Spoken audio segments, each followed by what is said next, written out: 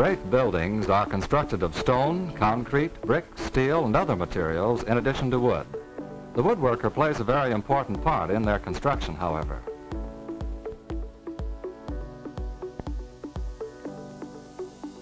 Carpenters erect the scaffolding, which is an example of rough carpentry and does not require a high degree of accuracy or tool skill.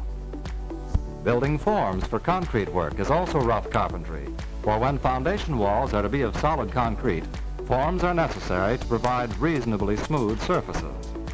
Today, plywood is used extensively for this purpose because of its flexibility and large, smooth surfaces.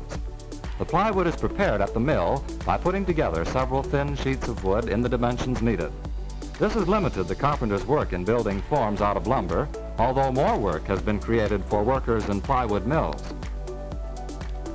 On many smaller buildings, the forms for concrete pouring are still made from common lumber and provide work of rough nature for the local carpenter. A barn is an example of rough carpentry, as are hog houses and other farm buildings such as poultry houses, machine sheds, granaries, and corn cribs. Building a house involves a considerable amount of rough carpentry. When the foundation is ready, sills and joists are laid.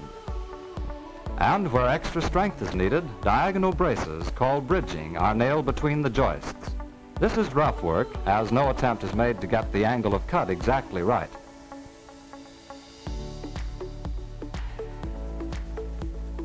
The rough floor is then laid over the joists, forming what is commonly called the platform or deck. Upon this platform are erected the outside walls. As they are framed, openings are provided for doors and windows. The outside is covered with material called sheathing. This may be wood or one of numerous insulating materials, the purpose of which is to keep the house warm in winter and keep the heat out in hot weather.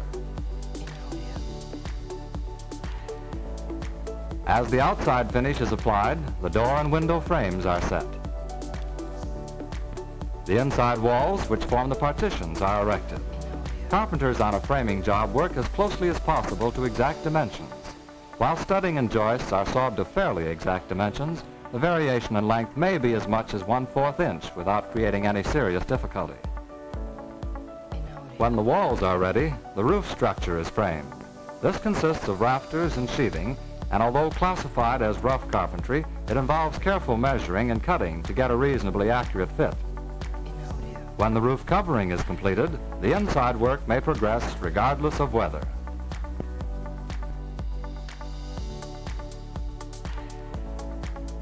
After the plastering is finished and properly dried, the carpenters return to install the inside finish.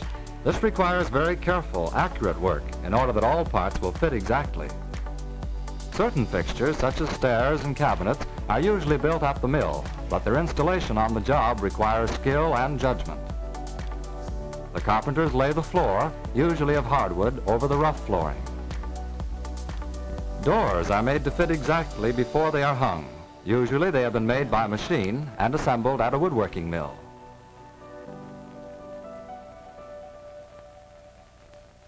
Cabinets of various kinds and sizes which have been assembled in the mill are grouped together in the finished house to form any cupboard arrangement which may be desired.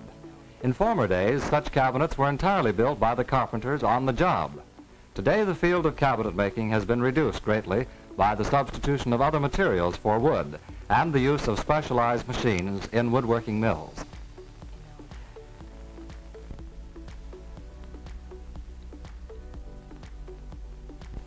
For the most part, the men in the mills are machine operators rather than woodworkers, although they do work with wood. A certain degree of skill is necessary to operate the machines, however, and this work provides considerable employment. In the assembly departments, the workmen put together window sash as well as doors. If the machine work has been done properly, the assembly usually goes along without difficulty. However, just a slight variation in the size of a piece or swelling of the wood due to excessive moisture in the air may cause problems which require considerable judgment and skill to solve. In the stair building department, special orders, which vary from stock designs, create problems which require ingenuity and some creative ability on the part of the stair builders.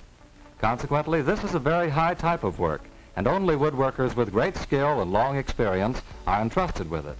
To those well qualified, it offers a very satisfying occupation.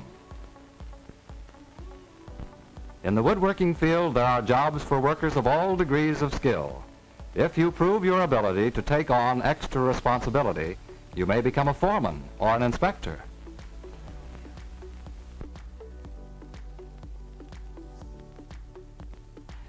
Although most furniture is machine-made in large quantities, there is still some employment for well-trained workers in the building of made-to-order furniture and cabinets.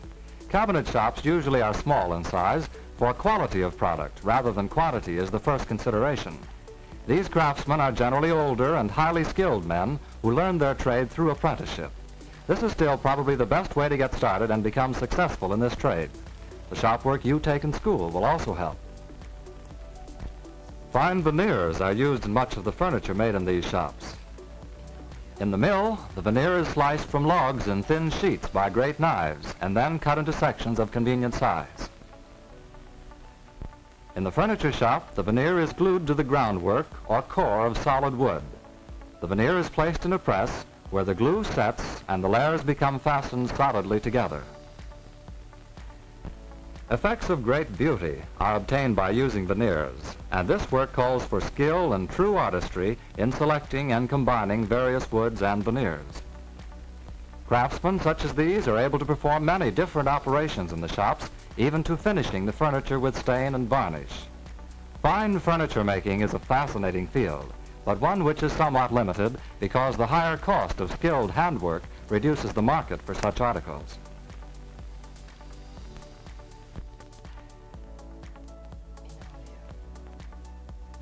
Pattern making is another important branch of woodworking.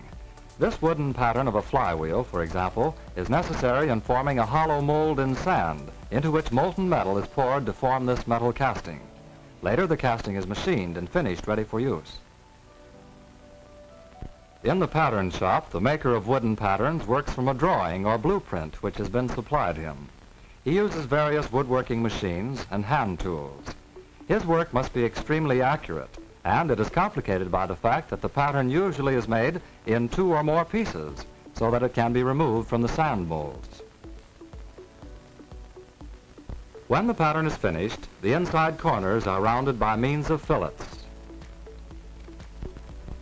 The whole pattern is then shellacked. The true test of a pattern is the ease with which sand molds can be made from it. If the wooden pattern is used a great many times, the sand soon destroys the wood. Therefore, when many castings are needed, metal patterns are cast from the original wooden master pattern and are used by the molders. The pattern, in this case made of metal, is placed in a special container known as a flask. Special molding sand is sifted over the pattern and pressed tightly around it. The pattern is carefully removed, and a hollow space, the exact shape of the pattern, is left in the sand. Into this cavity, molten metal is poured, which may be iron, aluminum, brass, or various alloys. The flask is opened after the metal has cooled and hardened. The sand is removed, and the casting has the shape of the original pattern. There are numerous independent job shops which make patterns, in addition to those which are departments of large companies. The independent shops do a much wider variety of work, although they employ the same principles and processes. Because of the great variety of work, they frequently require a higher degree of skill on the part of their workmen.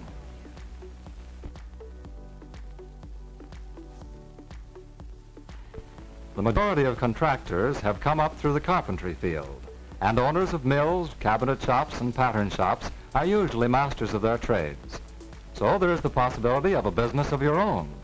Young men are getting a start today as apprentices or as carpenters' helpers. Practice on the job, accompanied by further training in evening or correspondence schools, should result in progress in an interesting occupation. But success in this field, as in all others, requires hard work and study. If you are interested in any phase of woodworking, investigate it thoroughly and learn carefully the basic tool processes as taught in your school woodworking shop. It is the use to which you put the tools that counts, and this requires training of the mind. Learn to read and interpret drawings, the language of construction, and develop your ability in mathematics. The sciences you study in school will also be a help to you. Spend as much time as possible in your own woodworking shop at home. Use your spending money to build up a set of tools and to buy material with which to work. If you can make woodworking a successful hobby, you have a good chance to make it a successful occupation.